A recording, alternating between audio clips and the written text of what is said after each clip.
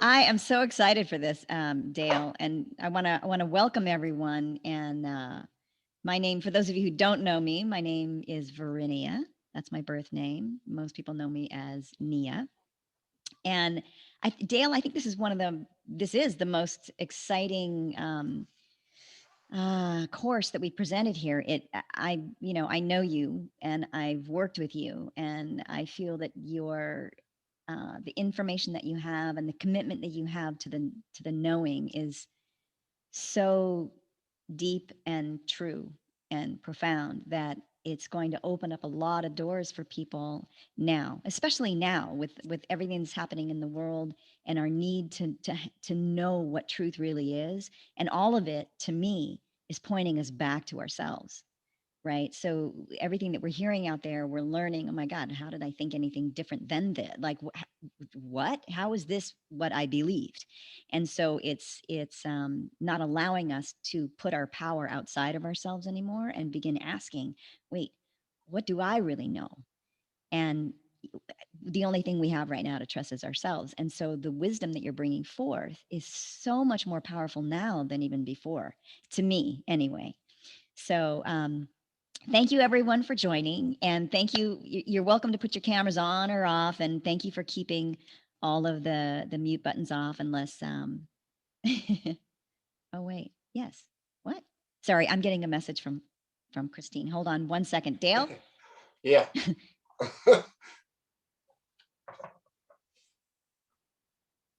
Oh. So anyway, I've got a friend of mine, Christine. She was on the last call that we did, and she somehow is not getting in, and I have no idea why. So, did Well, if any of you anybody's guys blocking out her, there it's have you. trouble So getting? no, it's not me. Yeah, I know. It's I don't have a me. clue. Let's see if I can maybe forward this to Christine. Hold on. Okay. Where is it? I'm sorry, you guys. Nia is not a tech-ophile, but that's okay. No, You but I'm still on have my better phone. Look, I'm sound than doing I two do things today, at so. once.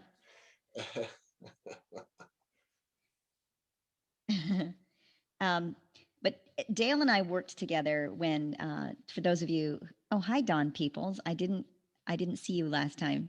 I mean, I saw you, but I didn't get it to talk to you. But for those of you who were not here the last time, Dale and I met when I started on my walkabout and was getting all this profound information, and it was really just blowing my mind. And I found him online and just took a chance and called. And he picked up the phone, and I was like, "Oh my God, I need you!" And he taught me so much. It was almost like the knowledge that he has um, at that point acknowledged what I was learning from the sky, and from just other random things that were being brought to me. And I was so grateful. Okay. K.R. Linares. Okay. Sorry, guys. Speaking of Don Peoples, I think he's is related to you on some level, besides just the last name. Yes, I So think so.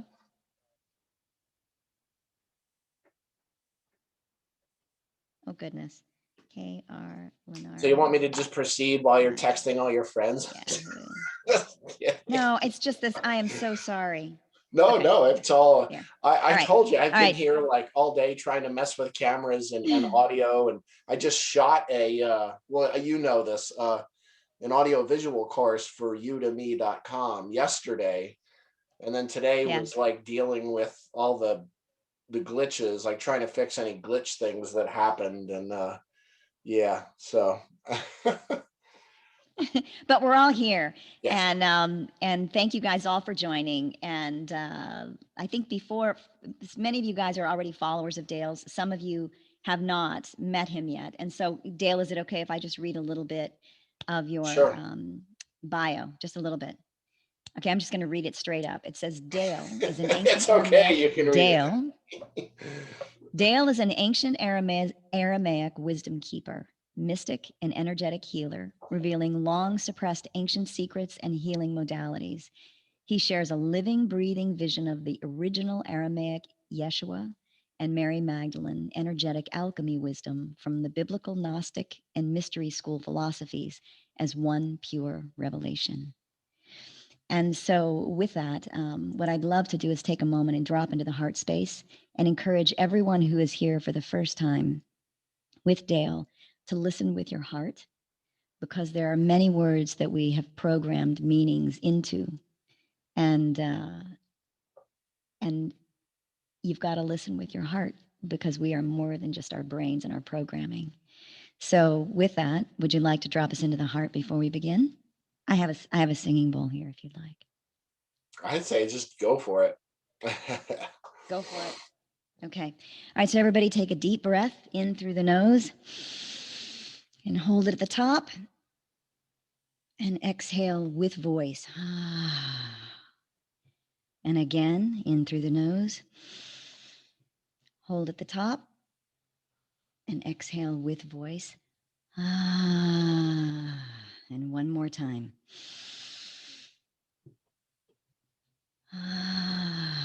And just come fully present into the moment. Close your eyes and just listen.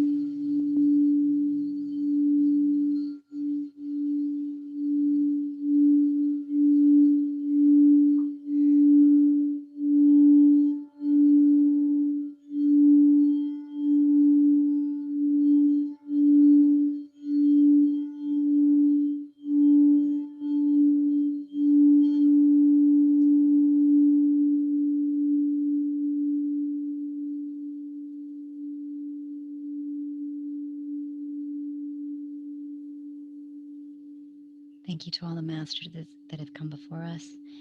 And thank you for this time with Dale and with one another as we share this beautiful wisdom. Thank you, Dale. Just like that. Thank you. How's my audio? Is it okay? You said it was crackly earlier.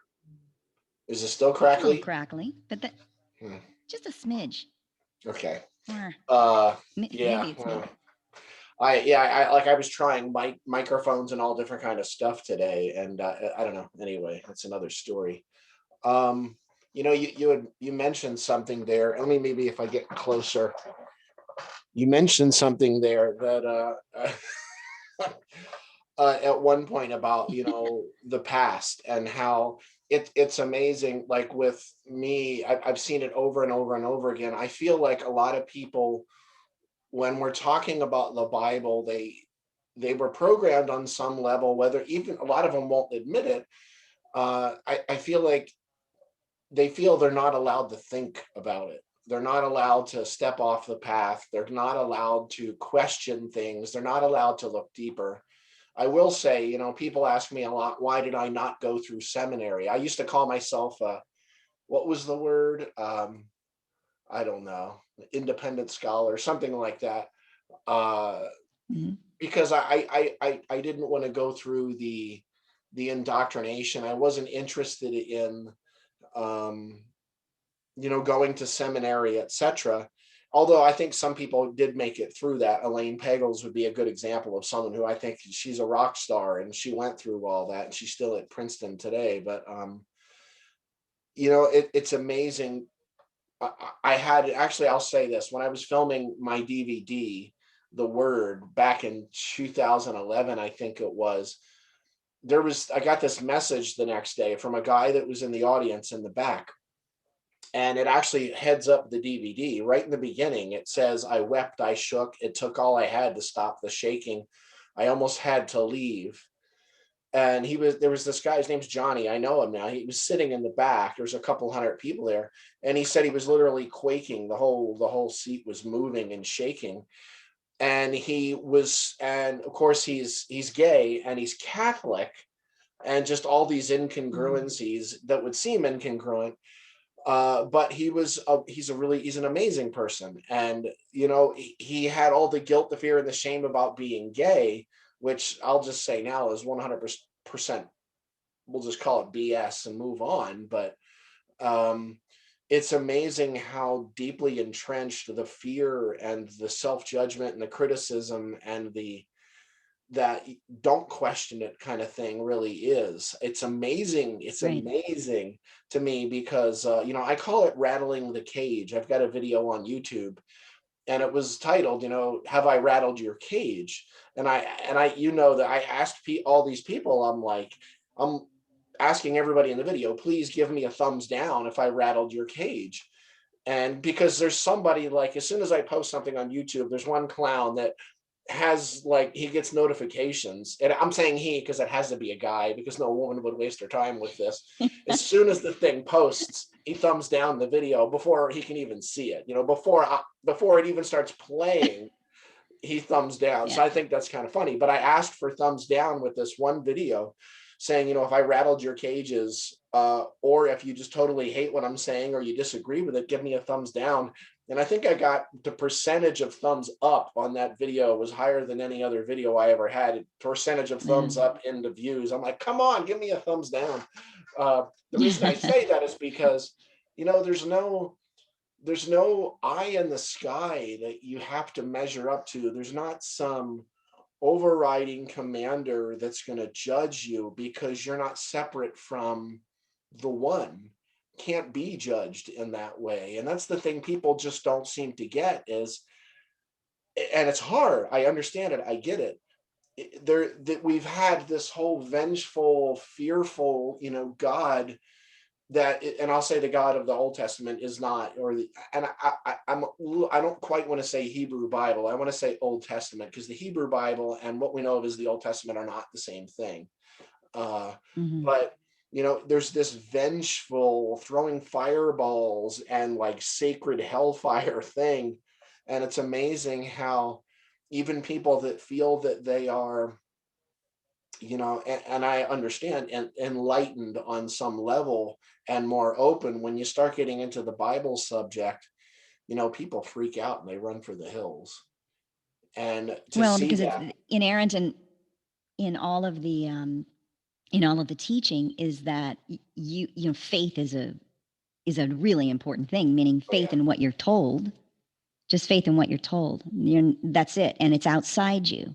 mm-hmm. And so, you want to be a devout Christian or a devout Jew, or whatever the devotion is to, and built within the teaching is this thing that if you ask, you are not faithful. Mm-hmm. Trust in what we're telling you.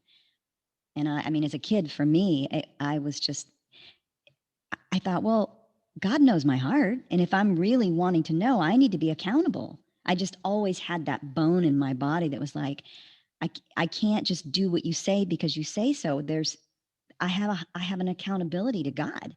And so if I stumble, she is going to know my heart.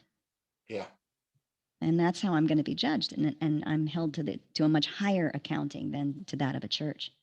Faith's an interesting idea. Faith is, a lot of times people will hear me talking in a coffee shop, overhearing me in a conversation with somebody else, eavesdropping on what I'm saying, and they'll sort of lean over and they'll say, "What is your faith?" And I'll, of course, not to be a smartass, I'm like, "Well, you're gonna have to explain what faith means You? to you." Well, I know my mother did say, it's better to be a Dale? smartass than a dumbass, but you, to be a smartass, they'll ask, what is your faith? And I'm like, well, you're going to have to explain what faith means to you before I can really answer the question. And I'll say, say, well, what's your religion? And I'm like, right, okay, I'm not going to go in a direction of that's not what faith means. It's funny because, there's a couple of things I can put here that people don't know that I think some jaws will drop. One is, first of all, and I think a lot of people know this, faith and belief aren't the same thing. Your religion is your belief. Faith is a different word. And I'll even say this is something that's quite profound. The word hymen, I think, adults know what the word hymen means. Hymen's an ancient Aramaic word that is a filament or a very thin membrane between what's real and essentially the movie that you're watching, what Yeshua called mamuna. It's very, very thin. It's very delicate. And sometimes when that ruptures, it's not all roses and sunshine and, oh my God, I feel amazing, but rather it's a complete, total and complete, Kundalini awakening, nervous breakdown, etc. But faith, a deeper aspect of that, the word in Aramaic is ha'iman uta. And just being really clear about this without going too deep, it's 4 phonetic sounds, hai, iman, u, ta. Now, I'm going to start at the end of the word. The sound ta genders the word feminine. What does that mean? It's girly. No, that's not what feminine means. It's like when I hear Father, Mother, God, I'm like, you're missing the point, or changing it from God to goddess. That's missing the point too. It's not even androgynous, not even beyond androgyny. When I say a word's gendered feminine in Aramaic, what that means is that it's a state of being, it's an attitude. If I said it was masculine, that would mean something that you hold in your hand. Like the pen is masculine, my perception of it is feminine. And of course, the feminine is what we were told not to look at. We were told not to look at the darkness, which is what the feminine is in the yin yang. So we have that feminine, which is the experience, which is the being. One could call it attitude today. The u sound going backwards in ha'imanuta is like ing in English. So it's action from that state of being, action from that attitude. Go backward again, we have the word iman in the middle, which is in Arabic today, iman's still the word for faith. What aman means, literally, it's the root of the word amen, proper pronunciation of that. Iman is like sticking a stick in the stand into the earth and kind of walking around it, ring around the rosy. It means essentially from this rooted, fertile earth, or from this rooted center, may all my actions flow. And in the beginning is high. So we have high, iman, uta. The high sound means when Yeshua said, I come to give you life and give it abundantly. That's the word haya or chaya. That's conscious life energy. So it's conscious of that rooted center where everything is birthing forth from. You're acting on it and it's a part of your being. So it's consciously acting from the rooted center of your being. What do I mean by that? Carlos Santana, when he hits a note and it just hangs there, he does these microtone bends and he'll just, the most subtle vibrato, and it just hangs there like, that's faith. Greta Thunberg, when she was speaking in front of all these people about the environment, that's faith. When we are at our most authentic self, without the masks, without the fears and the phobias and all the other things that contaminate the screen, so to speak, more and more that we add into the membrane between what's real and this world that we're creating, the more wide open we are, the more we exemplify faith. Faith is a child, right as soon as they're born. Somehow it's been turned into this idea of something to live up to or something to believe in. But believing in something is not faith. It's like being the delicate with the law of attraction. If somebody tells me they're attracting a car, I'm like, what's obvious to you? And they're like, well, that I'm attracting a car. And I'm like, let's look a little bit deeper. What's really obvious? Oh, that I don't have a car and I'm attracting it. I'm like, I don't have oh, one. yeah. So that's a lack of Yeah. faith. That's belief, and that's what I'm saying. And if people knew that they, as themselves, authentically as they are, with no kind of accoutrements and no kind of bells and whistles, are not only more than enough, but they're everything. They are everything. Whatever God is, I am. The first reaction or response people have to that, some cry, but some who might have all that heavy conditioning in there, they're scared shitless. And they like gyrating in their seats. And I have people that fall on the floor and they're flailing on the floor. And it's amazing.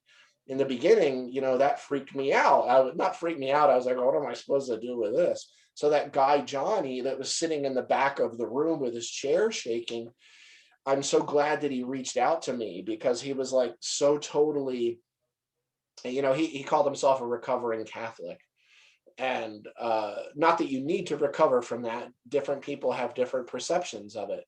But it was amazing, all the guilt and the fear he had, even knowing it wasn't real or true. All that stuff that he had about not Dale, living up. right. Intense. But I find also that people who aren't raised in any kind of church or temple, any kind of religion, have the same problems. The studying or the learning through a religion can add another layer of it or color it a certain way. But I find that all of us kind of come here not knowing or not remembering or not something. And there's my favorite quote is it goes like this. It says, alive within the energy field of every single one of you is a light so abundant, so overwhelmingly alive, that to touch upon it would heal your longing hearts. And that thing, you touch that thing inside that, because we know that it is true, but we bury it through all of this conditioning, which is why I was so happy to see that your very first class in this course was letting go of past conditioning. It had to be. You and I have spent Yeah. hours talking about this, either on the phone or face to face, for years, and it's amazing how, and it's true. It's everybody. It comes from parent. And people say, kids are a completely clean slate when they come in, and I'm like, well, not exactly completely, because they're Yeah. bringing in bloodlines and DNA and all kinds of stuff. I'm like, the being that's sort of temporarily housing in there, absolutely. There is. It makes me think of Anton Yelchin, who unfortunately we lost a few years ago. He got pinned against, a great actor, got pinned against the front gates of his house by his SUV. He somehow had left it in neutral, but he was in. I can't remember. I think he was on Star Trek, but he had this incredible film called Delivering Milo with Albert Finney. It came out like 20 years ago, and it was about this young kid. Well, not even. It was, but they show him as a kid, this soul in heaven, quote unquote, who's freaking out about going to Earth, and he's terrified. So they send him down, or they send Albert Finney down from heaven, who's like this, lapsed soul, hasn't done so well, and of course he wants to get into heaven, but they don't want to let him in because they think he's going to muck the joint up. So it's like, okay, sort of like Clarence in It's a Wonderful Life, we're going to send you down to spend some time with this kid. And it's Bridget Fonda's in the movie, Campbell Scott, who's an incredible actor, and it's this incredible film about how it's almost like the souls are lined up and they don't know where they're going to end up, or they all know exactly where they're going to end up with parents, etc. And they're literally consciously choosing, and this is what's in the Vedas and so many other places, consciously choosing the place where they can find the most growth. So if you think of the stuff that's going on in your life that's the most intense, the stuff that scares you the most, I tend to be one of those people that goes straight toward it. Not always, Right. because there's also still those things that, we say that, oh, well, I'm afraid of doing blah, blah, blah. So you go and do it. And of course, I became a public speaker, which is like fear number one, I guess, for adults.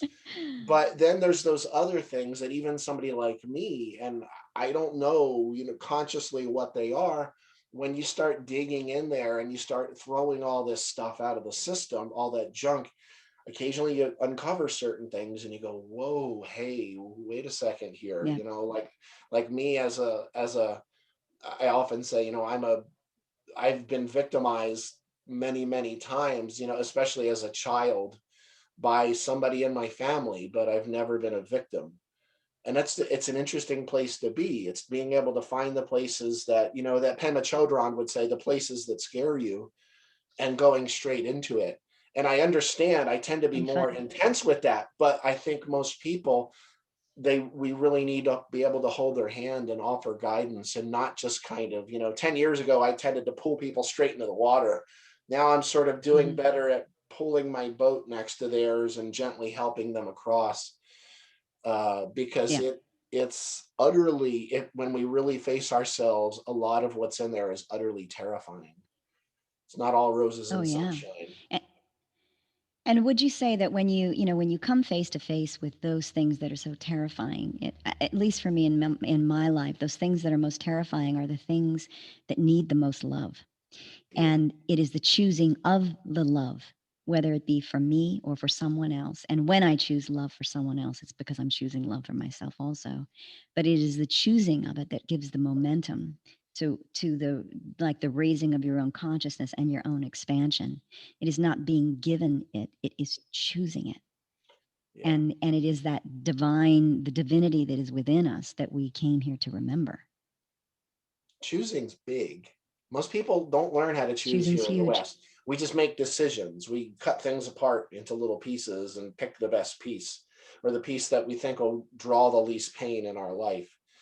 But to choose, to consciously choose, to consciously make the choice, it's, there was something that in all my years of working with Stuart Wilde, who from one day to the next, I didn't know who I was talking to sometimes with Stewie, but he had this poster that he gave me going back like 25 years ago that a lot of people might not even know who I'm talking about. Stewart was a kind of a big name in the New Age movement back in the 90s. He passed about 8 or 9 years ago now, but he gave me this big poster with a quote from Guillaume Apollinaire, and it said, "Come to the edge," he said. "They said we are afraid. Come to the edge," all capital letters, he said. He came, or they came, he pushed them, and they flew. And I think about that feeling of like falling off of a cliff when I've encountered the things that were like those places that scare me, that on the other side there really is roses and sunshine. There tended to be some kind of almost like a falling backward off a cliff with my eyes closed feeling. It happens in meditation. It Yeah. happens in breath work. You've done breath work with Loretta and I many times, Yeah. or, laying down with paradigm with all the vibrations going around. And if we could just let people know that it's on the other side of that. Somebody actually sent me an email a couple of weeks ago through my from Denmark, I believe it was. It was I don't know, somewhere over there, Scandinavia, Netherlands, and they were like, I understand what you mean about the door or the gate. They said they were there, and not any kind of a drug thing, but she was just sitting in nature, and all of a sudden she felt like she was falling backward through some kind of wormhole. And I went, that's it. And I was like, what were you doing before that? And she was like, absolutely nothing. And I was like, well, there's one of the keys. It's being empty. It's being open. And there's a choice in that, because most of us, we're just so busy staying busy so that we don't get to that. Because we know that as soon as we let all that stuff down, we put the phone down finally with shaking hand, that on the other side is that, oh, wait, I don't want to look at that yet. And that doesn't even mean a particular thing. It's just silence. We're not afraid of silence because it's nothing. We're afraid of it, I think, because it's everything, because everything's voicing all at once. And we don't have to do it all at once, though. Nope. It's just a matter of whatever it is that's up in the moment, that we can have the choice to be present in that. And that's where grace comes from, because grace and gratitude in Aramaic is the same word. Grace isn't just bestowed upon the lowly heart. It happens through an awakened heart or a grateful heart. It's the same word, tebuta, in Aramaic. Same word in Greek, eucharista, for both. It's not just bestowed upon us from outside, but it's actually awakened from within. That's something people should really know. That's really beautiful. That's really beautiful, Dale. And would you say that people tend to fear the unknown and therefore stay in what they know, even if they know it's not the best? Like they know that it's not what they want. They're familiar with these feelings of just not wanting to be there, with no satisfaction in their lives or certain areas of it, but they will choose to be in it because it's what they know, as opposed to leaning into the unknown and discovering what's really there, the truth and the beauty that's really there.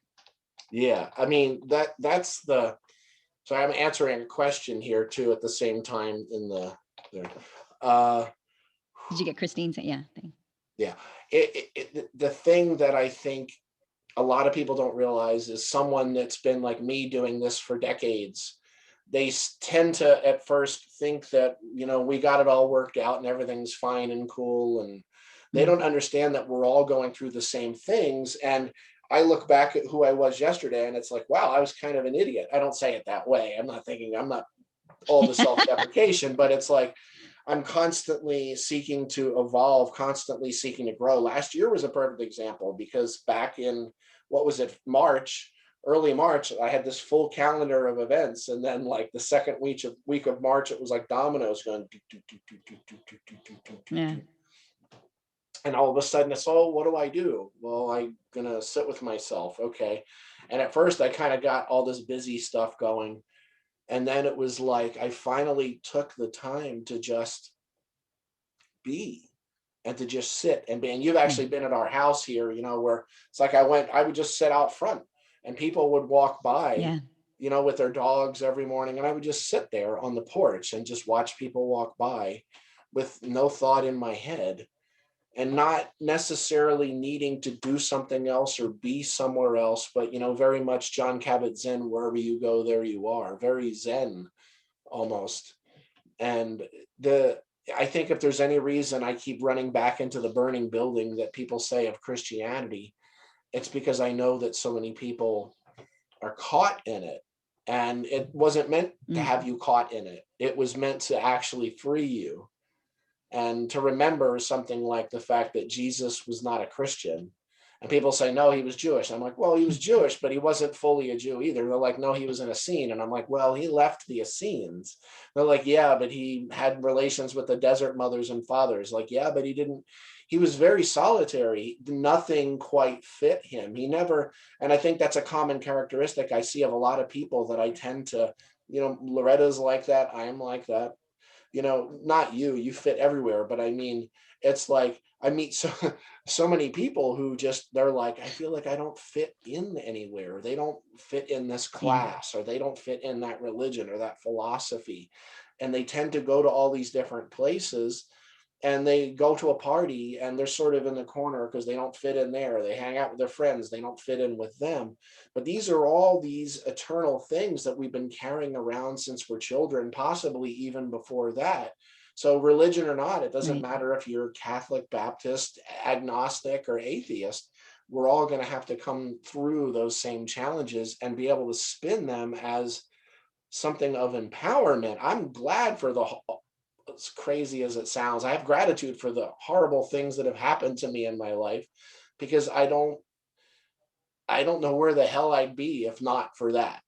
It's like I feel like even the pain and the suffering, and people hear me talking about how my dark nights of the soul weren't nights, they were lasted for years, and one lasted like over a decade. They're like, oh, then what's with this whole mystic thing? Screw that. And I'm like, well, you don't think about it that way when you're in it. You're just sort of moving through and moving through. And who is it that said, if you're in hell, Choosing step by don't step by stop? step.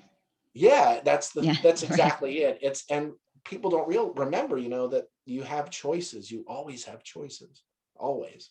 Well, and that gets back to what we're talking about today, which is letting go of past conditioning. And so, with the series that you're bringing up here in the next 6, you began this for a specific reason. Give us examples of conditioning. Like some people can go, well, I'm not conditioned. Like I'm a free thinker. We all are on some level. Well, Yeah. I'm not even going to go into politics, because you just think about, the last few years in politics, it's all about conditioning. It's all about, finding the conditioning and finding the way to drive the wedge through the middle of that. But just Well, I'm an something is, actress. That's how I make my living, is making people believe what I see or what I say.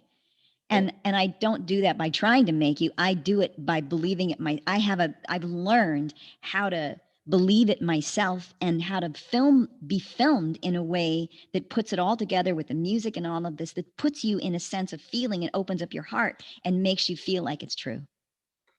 that's That's my awesome though. job. I know that it's Yeah, doable, that's awesome. So same thing with the news and marketing. Yeah. Yeah. So, but for me, I think one of the major things would be, and people say this on some level, they believe that God is within, or the kingdom of heaven is within, whatever it may be. But when they actually come down to that space of the realization of, wait a second, are you actually saying that, I get it. Jesus said, you can all do all that I've done and even greater things. But let me ask you a question. Let's get real about that.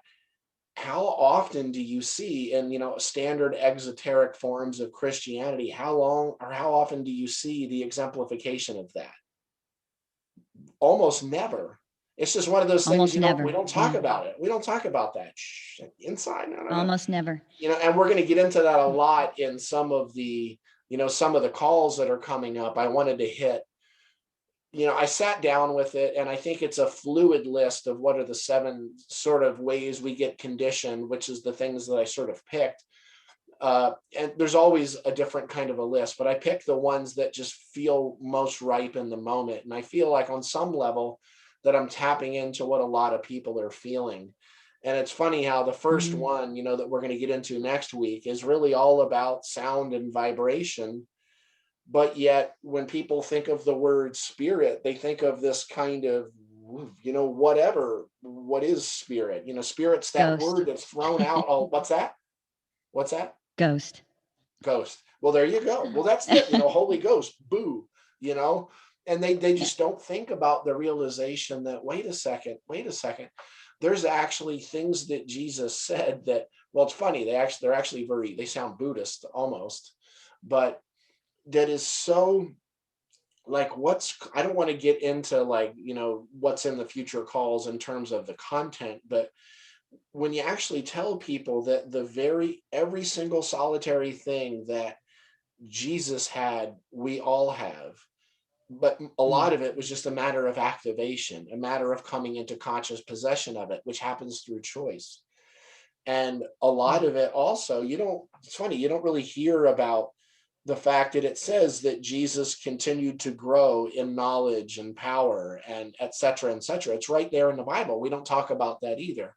All these things are Yeah. conditioned in. Another thing that would be conditioned in is something as simple as hell. We don't think about the fact that, I mean, how many people actually know, first of all, that hell as we know it today is only 700 years old, which comes from Dante, I who didn't know that. was Oh, written in Dante's Italian, for Allegri. God's sakes, Alighieri. and he was a Yeah. jilted lover, and he was trying to make this beautiful, poetic, almost mythology, and that was just kind of very quietly pulled in on so many levels into the Vatican, which was only a few blocks away. They just kind of quietly pulled it into the philosophies.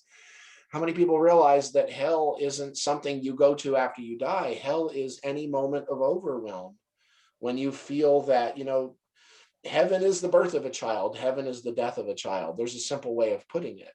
And both of them, you Mm. have that cyclic nature of life that you're aware of, but one feels like dramatic loss and one feels like, of course, dramatic gain. And all these things are conditioned in, and they lay over top of our lives. And you start wondering, when you start pulling all the conditioning out, have I ever had a real moment in my entire existence? That's why he's always saying, be like It a is child. so well, and Dale, and that is so profound, because I know on this journey, for those of you who don't know about, me, in the last 5 years, I've been on a bit of this walkabout and kind of released everything and just wandering and listening and learning, and had some really profound moments, and they always happened when I wasn't expecting anything and my heart was wide open. And I mean, these mystical experiences were astounding. And then the judge comes in and says, "Oh my God, that's who you are. Now you need to learn how to be that always." And then I start judging myself and going, "Well, how come I can't create that again? Why can't Yeah. I, speak to the trees and the animals again? Why did I have those days, those moments? And now that I've experienced it, I'm going to commit to learning how to do it like I would learn more math." Yeah. And it just shuts down. It's such a that it's that judgmental thing that there's something I have to do to be more than who I am. And it's the release of that place as a child that I am. I am. I just am. That's It's it. so beautiful. Yeah. Yeah, and then people, and you say that to someone, and including myself, it's like, okay, well, if that's it, then what do I do about it? It's always that. It's like, give me the 1, 2, 3, give me the 10-step process, the 5-step process. Look, if Don Miguel has 4 agreements, then give me 3 agreements. Let's get it done a little bit quicker, but I need some kind of a list. And it's just what we do. We're always in some kind of a process. I mentioned when we did when I did the call with you a couple of weeks ago, I mentioned how it's like a lot of this is really like, for me, it was like pointillism. I used to go to the Museum of Art up in New York all the time, and I would get really close to the Georges Seurat, which is, when you get close, it's just lots of paint just blabbed all over the place. And you Yeah. get up close and you're like, okay, okay. And then you start moving backward and you get away from the details and you start seeing the whole. And it's like, wow, okay, now I see, wait, that's kind of a face. Okay, wait a second. Wait, there's a man. He's got a mustache. Oh, wait, he's in a parade. Wow, look at that. And it's like, we're all so obsessive about trying to figure things out that we obsess so much over these details. All the conditioning plays into that. And we forget the fact that we're surrounded by I mean, God, do I have the book sitting here? Oh, I got to read this. It's just an amazing. I was using this, sorry, using this as a quote for my in my program. This is from Sound from Joseph Rael. He's one of my teachers. Amazing, Tiwa. He says the mystery of life is very simple, so simple that anybody can understand it. The truth is this: sound is the basis for all that is. Everything is a power. It embodies an archetype. We are living in the midst of the mystery of life, but we are living in ignorance. We don't know that the room we are in is a holy chapel. The floor, the walls, and the ceiling are all holy vibrations. It's all about frequency, vibration, sound. And yet our mind filters a pure vibrational experience through all of our conditioning, the things that we've learned, the things we got from our parents, the things we got from former bosses, the judgment of being a kid, the amazing moments, the crappy moments. It all starts rattling loose when we have these pure, deeply profound, visceral experiences. And we all have the choice. We can be open in that and have this moment of expansion, awakening, and evolution, or we can say, oh, well, no, no, no, no, no, and allow all that other stuff to take over. We always have that point of choice, but it's at the root core of all of that is that idea of I am not enough. And it's Yes. amazing how much that one thing shades everything else. People come up to me and they're like, oh, I know you're going to think this is a stupid question, but I'm like, there are no stupid questions. You know, it's like, you should have heard what I was asking 20 years ago, or even yesterday. I just wouldn't tell anybody about those questions, but I am not enough, just that, but we are, because whatever God is, I am. So you're saying God is not enough? And people go, oh, whoa, Mm. wait a second here. And all these things flood Let me out. throw And it I out feel to like, everybody in the audience. How many of you guys raise your hands if you've ever felt like you weren't enough? Me. So much, so often. It doesn't matter how much success I've had or how much I've accomplished. Underlying all of it is just this feeling that I can't do enough. And then I feel like I've failed. It doesn't even matter the measurement. People think, oh, once you've made money or you have a career or you have your kids and they're safe, and the kids being safe is an amazing thing, but you still feel like it's not enough. yeah, I'm not it's enough. like, look at you. You know, And that underlies here's a lot. it's like world famous Nia Peeples, and everybody thinks she's got it together, but no, she doesn't have it together. She's a complete mess behind Clearly, the they scenes. don't know No, me.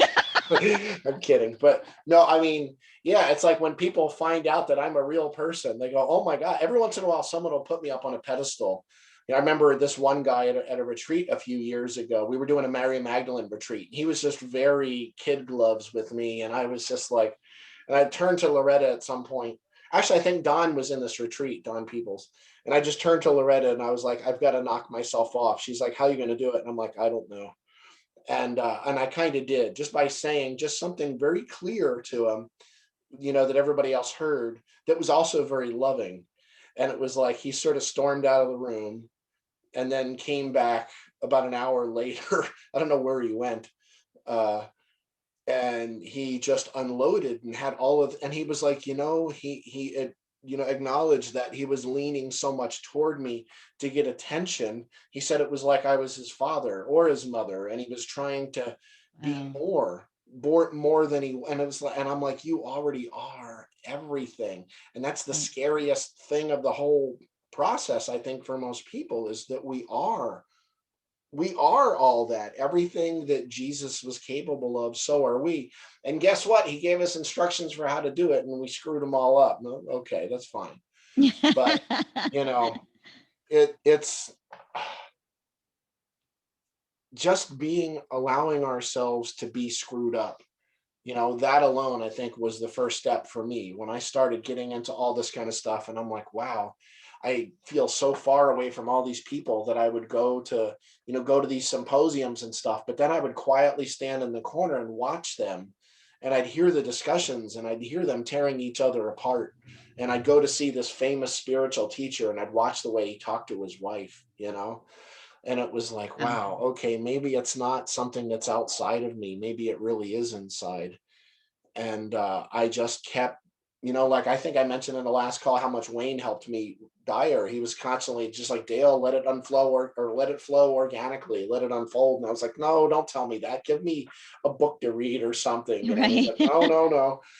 And and I did. And honestly, the process at times was very painful. But in the end, I can say now I really feel that I'm authentically me.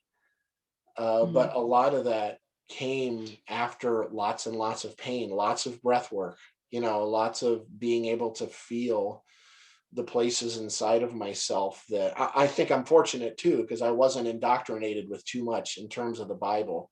If I had lots of fireballs thrown mm, at me, I wouldn't be doing this. I wouldn't. right. So I think I had just the sweet spot of enough of an exposure to the Bible to really be able to want to do it. So yeah.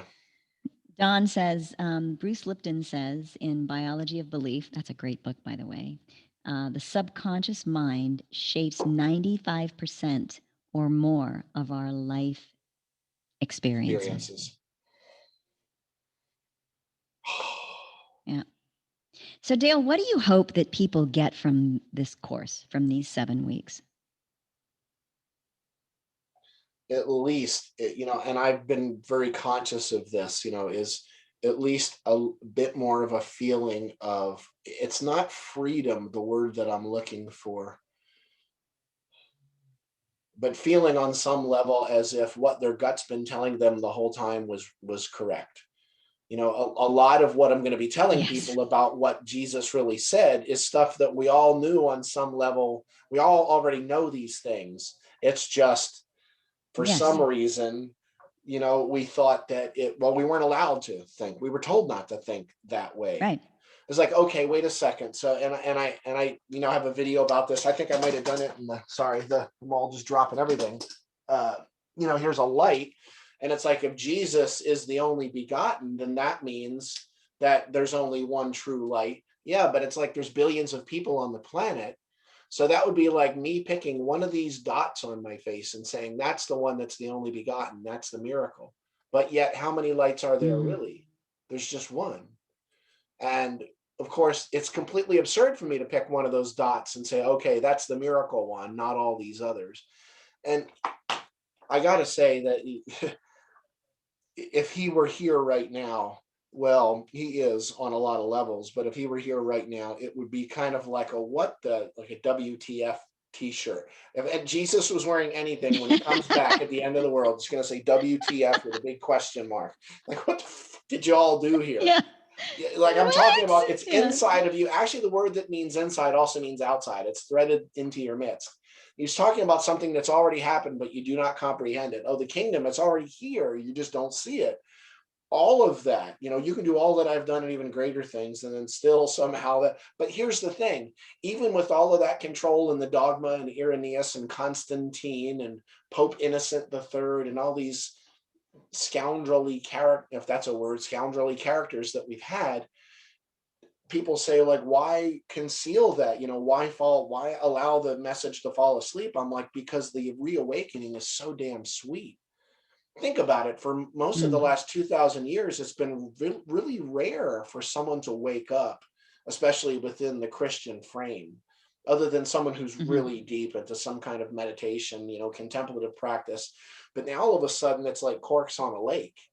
And it's like, if I couldn't be doing what I'm doing 100 years ago, I would either be ignored or dead, maybe even 50 years ago. Yeah. When Yeah. like Yeah. when Billy Yeah. Graham had his, and I've been saved by Billy Graham twice, I say, which is true. Didn't quite take the first night, so I had to go back the second night to sort of have a better one. And here I am laying on the field in at Veterans Stadium. I see Kathy Black is on. She's in Jersey. It's like I'm laying on the field at Vet Stadium, surrounded by, strangely enough, 12 men who were all praying over top of me as I'm laying there going like this. And then it's like I walk away and I get bombarded with all this Billy Graham organization stuff. And I read all the books, everything that they sent me. And then I still went, well, that was a great moment. And that happened in the midst of the dogma. because it didn't have to do with the dogma. Mhm. It had to do with my open heart. It had to do with me making the choice to let go. And I think if anything that I'd like to impart to people, it's just to allow them to let go. You don't need to measure up to something. You don't need to go and read thousands of books. I really just hopefully want to be able to impart the confidence. It's not even really an ability or a skill, but basically to allow them to think for themselves and find validation in that and find value in that without needing to look outside of themselves. They don't need me either. They already know it on some level. Yes, of course. We all do. And all this, I mean, it's to me, it's like going to a psychic where you don't need them to tell you what's happening. You need them to affirm what you already know. Like it's like, oh, I was right.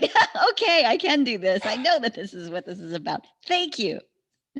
Awesome. Yeah, I mean, that's exactly it. Do you want to open up to some questions at all? Yeah, absolutely. Let's do it. Someone, anyone? Okay. Anybody have a question? I just have a comment Yeah. for Dale. Dale, blessings to you. Thank you. And Nia, thank you. That's my pleasure. So this is Christy here. My name is Stephen. I was introduced to your work about a year ago by some good friends in Blairsville, Georgia, who met you at Unity. I believe it was Unity Church of the Mountains. Yeah. In Blairsville. So they gave us one of your CDs and started listening to it, and have been a loyal and faithful follower of yours. So thank you so much. Beautiful. Awesome. Where you all live? You live in Georgia? You live near Yes. Blairsville, or? About 2 hour drive north. Yeah, So I used to travel there 2 or 3 times a year, and then they decided at some point they only wanted ministers ordained within a couple of different, like Science of Mind, and I was like, I don't do ordinations that way. But then I ended up becoming ordained with the Alliance of Divine Love last year anyway. So, but yeah, awesome. Got it. Yeah. So thank you so much. It's great to meet you virtually, both nice of you. To meet you. Stephen nice to meet you. Christy, was it? Yes. Awesome. Yes. Keep telling people. Anybody else have a question? Christine. I wanted to say thank you. Just a comment as well, just something that spoke to me in that, I think I told you this our last call, but Creole Catholic, born and raised in. I remember that call well, because I remember you were sort of down on the floor and looking, your husband's like looking in and like, what are you doing right now? But I remember your heart was just, I remember. Yes. So. But yeah, I mean, for anybody here who has been raised Catholic and entrenched in the Catholic, community, that was me. And I had the inkling when I was a teenager to start taking comparative religions in college. And then I ended up leaving to be an actress as well. Came home, had children. I said this, I went back to doing what my cells, what my body, what my DNA was conditioned to practice, because now I'm in fear-based mode. I've got these people that I'm supposed to be raising. How do I do that? It was kind of like, okay, that's going to be my manual for how to walk this path with this family.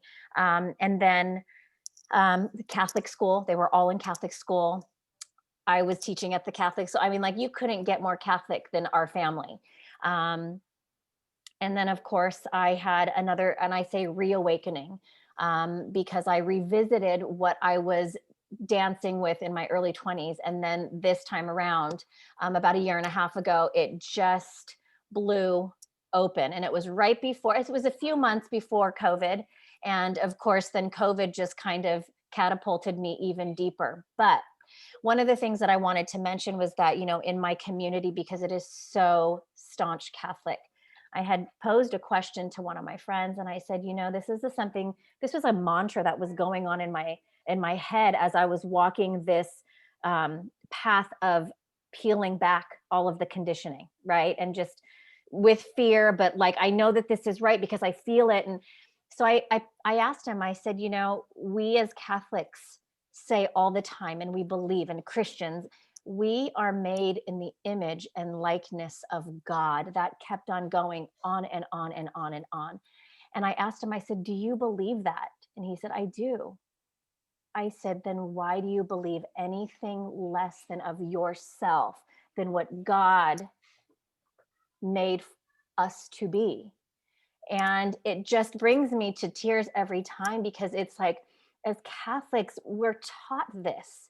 We're taught that the saints that we love and admire so much are these channels that we are to follow and that we are to gain inspiration in their message. But we forget that those saints and those channels are exactly like you and me. We are no different. We are no different than God. We are no different from Christ. We are no different from Mary Magdalene. We just, like you said, have to choose to activate that part of ourselves that has forgotten. And that's what it is. It's about remembering.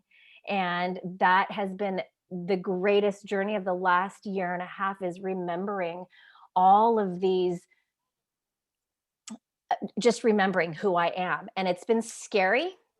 It's brought me to my knees. I've been sobbing a lot more in the last year and a half than maybe I have been in my last 43, 44, 45 years.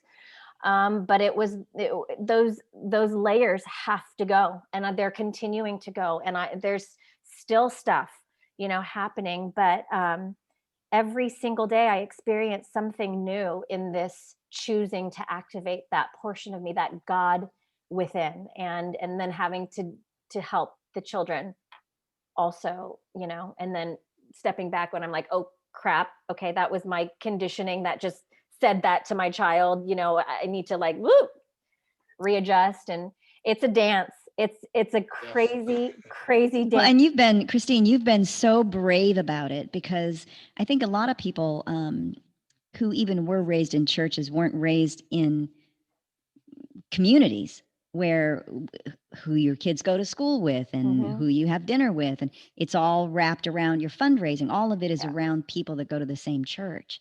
And when that happens, you're so brave, because now what do? You've not only shifted how you think about who you are, but it's impacted the way you live, every aspect of your life. From the people that your kids go to school with, and who you socialize with, and who you fundraise with, and the conversations you have about your awakening. So kudos to you. Oh, thank you. Well, it's one other person. He is actually a really good friend of mine who was going to become a priest, and then left seminary and is now no longer practicing Catholicism. He's going through his own situation, but I had shared with him this journey. And he did say the same thing. You're brave. And maybe Dale, you've probably felt the same. Nia, you felt the same. Somebody else must have felt the same. But when you go through this path, because it truly is the path that is the road less traveled for sure, it doesn't feel brave. It is scary, and it still is scary. And you lose a lot of relationships that were based in a different paradigm. And that paradigm is no longer yours. And so then you start to shed those relationships that aren't functioning from that same paradigm, and relationships, family members. So it is brave, but it is lonely, and it is a scary adventure at times. But it is so liberating. I mean, I'm on fire though. Don't get me wrong. So Christine, what are you hoping to get from this course?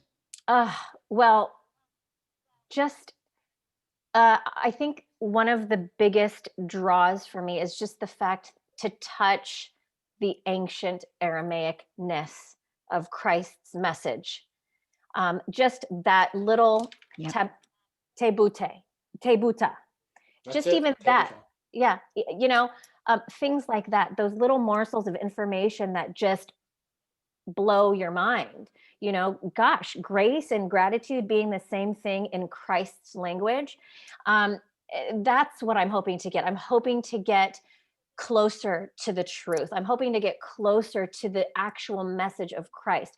And while I think we do know what it is intrinsically, because we are all just the same, in this day and age and in this space, I think being able to touch that ancient wisdom is so important in this journey, because it will help us to touch our ancient wisdom and the ancient knowledge that we have that we've been carrying for lifetimes and incarnations. Thank you, Christine. So that's amazing. Thank you for that. And Dale, you might, I know that we're going to run just a few minutes over here if everybody's okay with that. I would love for you to speak a little bit, if you would, about why this ancient language, other than the fact that it's Yeshua's language, but what is it about Aramaic that brings forth this information in such a living way? Well, there's actually, I almost have two ways of looking at it. There's multitudes, but boils down to one, that Aramaic, there's something in, and it's really particular to Aramaic versus the Hebrew. There's certain things in there in terms of the way words were said, the way some of the syllables stack together, that's almost like modern psychology. There wasn't even really good translations until Freud and Jung really started kicking it in the late 19th, early 20th centuries to be able to understand a lot of what Jesus was saying. But even beyond that, to me, it's all about vibration and frequency. It's all about the harmonics and the melody. It's literally each of the letters reflects a sound, and the letter is the shapes of the letters are reflected in the tonality that go back way before even Aramaic. And they believed that when you make each of these tones, Aleph, Beit, Gimel, Dalet, you start going through the alphabet, that when you make each of those sounds, you exemplify the vibrational experience of what you were expressing from within. And that was reflected in the sounds that you make, the hand gestures, which is where the letter shapes came from. And also, like as an example, the letter mem looks like this. It means water. The letter means God or everything. It was exemplified by an ox, a circle with two horns. Why? Because an ox was powerful, because it used all of its body holistically in a state of absolute wholeness. So it's like, you think about all the little things there. Beit, the second letter, was the differentiation between inside and outside. It meant house. And that's the shape of the original letter. It looked like a house. So it's like, there's something about Aramaic, just hearing it, it lights me up. The only other language, honestly, that lights me up like that is Lakota. That just totally gets me like firing on all cylinders, where like my eyes are rolling back in my head just from hearing something, like just something rolls out. It's like, oh my God, the first time I heard Aramaic from Rocco Erico, actually, you could have peeled me off the ceiling. It was like, he's like, and I couldn't believe it. All of a sudden, there was like spiral galaxies and everything. It transcended anything my intellect could touch. And that's what I'm saying. Even the language itself is even more than what it means, just the vibrational experience of it right there. So, whew, yeah, it lights me up. That's for sure. Well, thank you for this first day. And I want to thank everyone for being here, and would love to see you back next week. I'm super excited about it. And is there anything you'd like to say in closing? Just be open and hold on, because the first thing I'm going to teach you is how to let go. So hold on for now. You're not going to be able to do it after the next call. So hold on to anything you need to for the next 7 days, minus an hour. And then just, well, thank you. It's so fun to be doing this with you. And I'm so grateful that you're here sharing with us for the next 6 more weeks. And thank you to everyone on the call. We will see you next week. Bye. Thanks, Dale. Bye. Bye, everyone. Bye.